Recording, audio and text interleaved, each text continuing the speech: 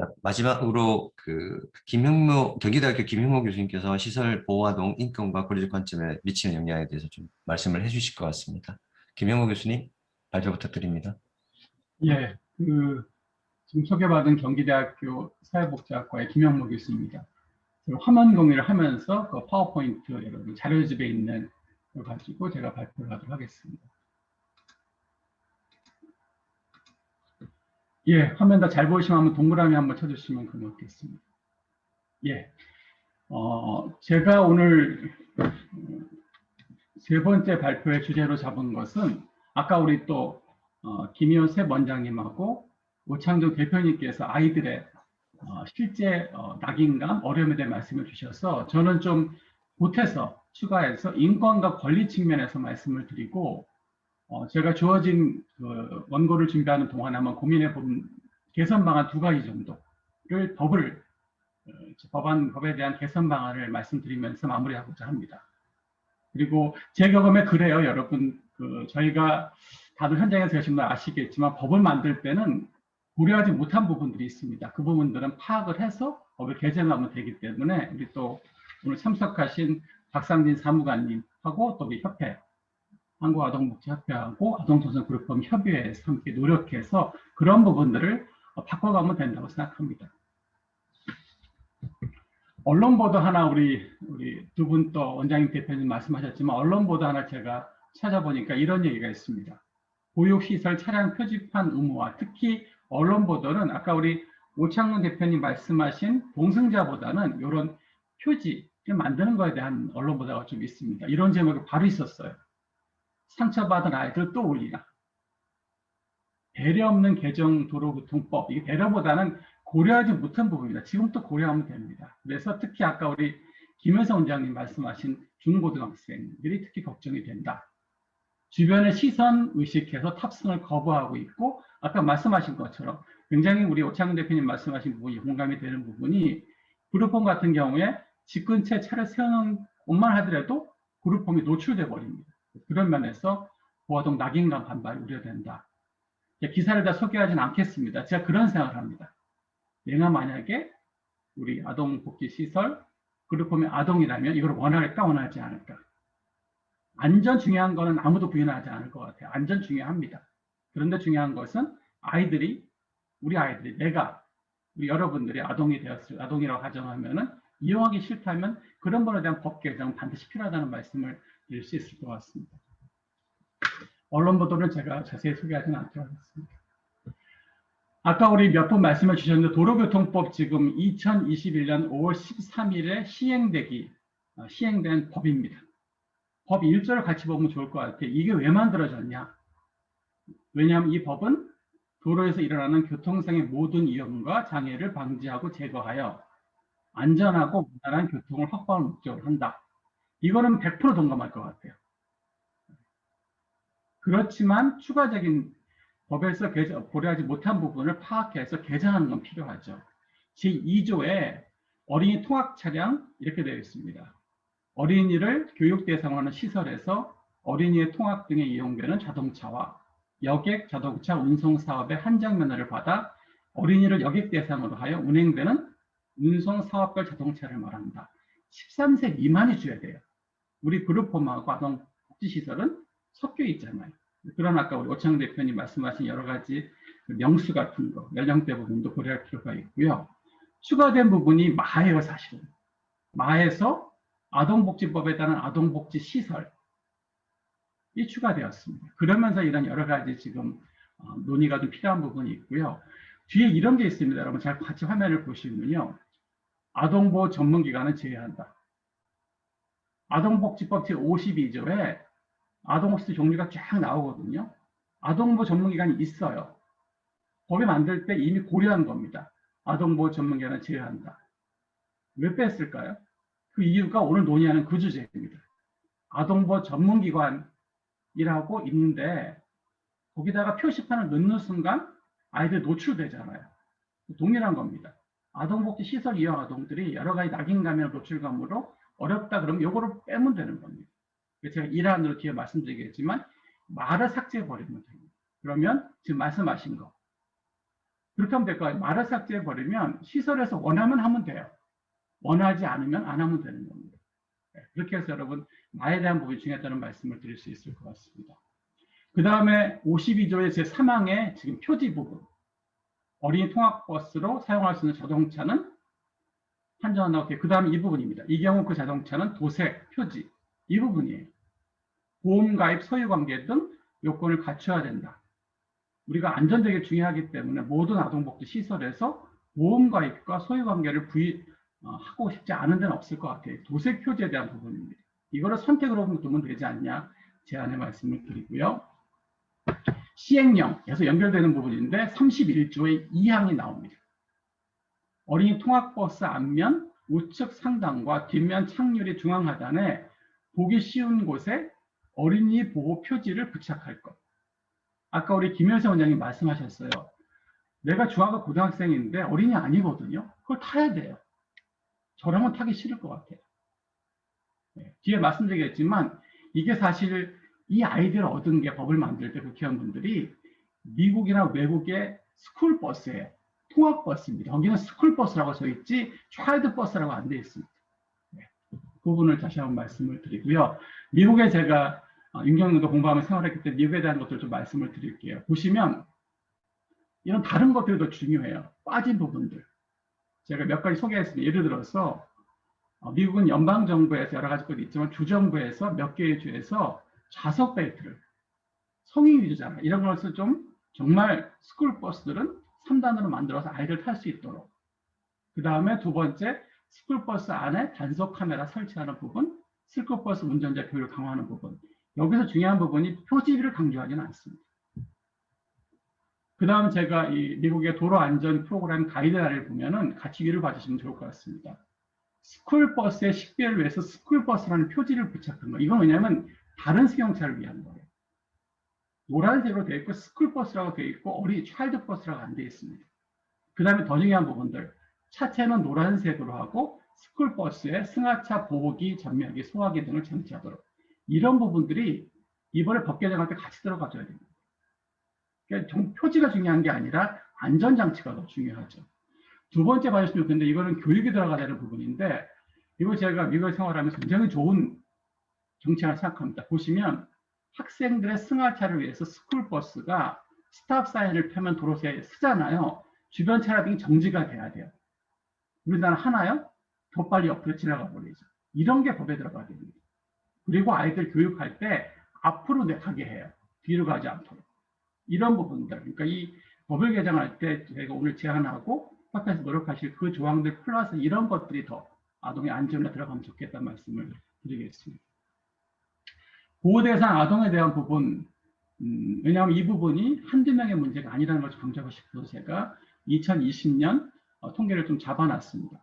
보시는 것처럼 10,000명이 넘는 아동들, 보호대상 아동들이 현재 한 4,000명 정도 됩니다. 아동복지시설과 그룹품에 생활하고 있습니다. 한두 명의 문제가 아니라는 걸 제가 좀 강조하고 싶었습니다. 법을 볼 때 제가 법 말씀을 좀 드릴게요. 앞에서 현장 얘기를 해주셨으니까. 법을 볼 때 보통 헌법부터 출발합니다. 10조의 모든 국민은 인간으로서 존엄과 가치를 가지며 부분은 제가 반복하지 않을게요. 11조요. 모든 국민은 법 앞에서 평등하고요. 누구든지 성별, 종교, 사회적 신분. 예를 들어서 내가 가정에서 보호받지 못해서 아동복지시설에 그룹홈에 생활함으로 인해서 정치적, 경제적, 사회적, 문화적 생활에서 차별을 받으면 안 됩니다. 이 부분을 제가 헌법 부분을 좀 말씀을 드리고 싶었고요. 아동복지법 제2조가 나옵니다. 사망의 이 말이 나와요. 아까 우리 김현세 원장님 말씀하신 그 부분인데요. 아동에 관한 모든 활동에 있어서 아동의 이익이 최우선으로 고려해야 됩니다. 안전 중요한데 그만큼 우리 아이들이 쉽게 이용할 수 있도록 만들어주는 것. 아동의 이익이 최우선되는 이 정책들이 그런 생각을 한번 검토해보고 빠진 부분들 보완하고 그런 보완하면 좋겠다. 제안의 말씀을 꼭 드리고 싶었습니다. 제5조 내용 보호대상 아동 보시면 되고요. 4조를 봐주시면 좋겠습니다. 4조 3항에 이게 나와요. 국가와 지방자치단체는 빨간색만 같이 제가 강조하겠습니다. 아동이 태어난 가정에서 성장할 수 없을 때에는 가정과 유사한 환경에 성장할 수 있도록 조치하며 늘 법에 볼 때는 제가 주어를 봅니다. 국가와 지방자치단체는 가정과 유사하게 생활할 수 있도록 그런 얘기를 합니다. 우리 현장에 계신 많이 말씀해 주시고 제가 대변에 말씀드리면 가정에서 아이들이 어린이 보호 차량 타나요? 아니거든요. 그러니까 가정과 유사하게 생활할 때 만들어주는 부분은 국가의 책임입니다. 이제라도 아까 말씀드렸지만 그런 고려하지 못한 부분을 반영해서 법의 개정을 하면 좋겠다 말씀을 드리겠습니다. 그 다음에 제가 이 부분까지 얘기 안 하려고 했는데 아까 우리 김효성 원장님 말씀해 주신 그 부분인 것 같아요. 제가 세 번째 발표자 계속 두 분의 말씀을 좀 인용합니다. 아동학대가 나옵니다. 그리고 보고 금지행위를 보시면 이게 있어요. 금지행위에서 제5항에서 아동의 정신건강 및 발달에 해를 끼치는 정서적인 학대 행위. 다 아실 것 같아요. 아동의 정신건강과 발달에 해를 끼치는 행위. 내가 아동인데 아동복지시설과 그룹홈에서 생활하고 있는데 버스를 이용을 통해서 반드시 버스를 이 어린이 보호 차량을 탄으로 인해서 내가 상처를 받고 낙인감을 온다면 이것도 넓은 의미의 정서학대에 포함될 수 있지 않을까. 이 부분은 나중에 협회에 논의하실 때 계속 국회의원들한테 말씀하셔야 될 것 같아요. 정서학대니까 처벌하자는 게 아닙니다. 이런 면에서 아이들의 정서에 상처를 주는 법일 수 있다는 것을 좀 강조해 주시면 좋겠다. 나름대로 또 기회가 되면 또 국회의원들의 말씀을 드리도록 하겠습니다. 제5조입니다. 제52조 나오고 57조요. 아동복지시설의 장은 보호아동의 권리를 최대한 보장해야 한다. 앞에 말씀드린 모든 그런 헌법, 아동복지법 내용들을 우리 원장님들이 제 권리를 보장하고 노력하는 부분. 그래서 오늘 세미나 하시는 거. 그래서 제가 보니까 지금 한 30명 가까운 분이 참여하신 거잖아요. 책임을 지고 권리를 보장하고 노력하기 위해서. 제가 한 4분 남은 것 같은데 제가 슬라이드가 5개 남아서 20번 슬라이드까지입니다. 우리가 항상 또 이걸 또 봐야 됩니다. 유엔 아동권리 협약 2조에 이런 얘기가 나옵니다. 우리나라 당사국입니다. 아동 또는 그 부모나 후견인들의 여러 가지 이유로 차별받지 않도록. 어쩌면 이번에 개정된 법안이 안전만 초점을 두는 바람에 우리 아이들이 아동복지시설에 생활함으로써 나오는 여러 가지 것들을 차별받지는 않는 것인가. 그렇다면 이 유엔 아동권리 협약의 내용들 다시 한번 생각하면서 차별받지 않도록 만들어주는 것. 그것이 우리 국가, 지방시단체, 그리고 원장님들, 그리고 모든 국민의 책임이라고 생각합니다. 여러 가지 내용 보시면 될 것 같아요. 여러 가지. 이건 제가 시간을 넘어가도록 하겠습니다. 그러면 저보고 많은 분들이 물어보세요. 대안이 뭡니까? 제가 1안, 2안 말씀드리고 제 발표를 마무리하도록 하겠습니다. 앞에 이미 설명을 했는데요. 도로교통법 제2조에 기존에 있던 시설에서 가형부터 차까지 많은 시설들이 늘어났습니다. 여기에 이렇게 나왔습니다. 아까 설명드린 마항에 아동복지법에 따른 아동복지시설, 아동보호 전문기관은 제외한다를 삭제하면 될 것 같아요. 다 해서 차를 받으시면 좋을 것 같아요. 4에 장애인복지시설 빼놓고 나머지는 다 이용시설입니다. 생활시설이 아니에요. 아이들 생활하는 시설이 아닙니다. 4는 장애인복지시설이고 거기는 장애아동이나 특수한 아동이 있기 때문에 특수한 말씀 낙인감이 올 수 있지만 비장애아동과 차이가 있는 장애아동의 생활하는 시설이기 때문에 4가 들어오는 거고 나머지 시설 잘 보시면 가부터 차까지 모두 다 이용시설이에요. 아동복지시설은 생활시설입니다. 그다음에 이 망을 삭제하면 됩니다. 그럼 법을 보시면 많은 내용들이 법을 만든 다음 필요한 조항, 필요 없는 조항들은 삭제를 하고 지워버리고 삭제를 누릅니다. 첫 번째 안이고요. 두 번째 안, 이건 1안, 2안 순입니다. 두 번째 안은 도로교통법 시행령 제31조에 나옵니다. 아까 말씀드렸던 제2항에서 이 어린이 통학버스 앞면 창유리와 우측 상단과 뒷면 창유리 중앙 하단, 보기 쉬운 곳에 어린이 보호 표지를 부착할 것. 여기에 이걸 추가하면 될 것 같아요. 아동복지 시설은 제외로 한다. 그러면 나머지 조항들은 다 따르면 되는 겁니다.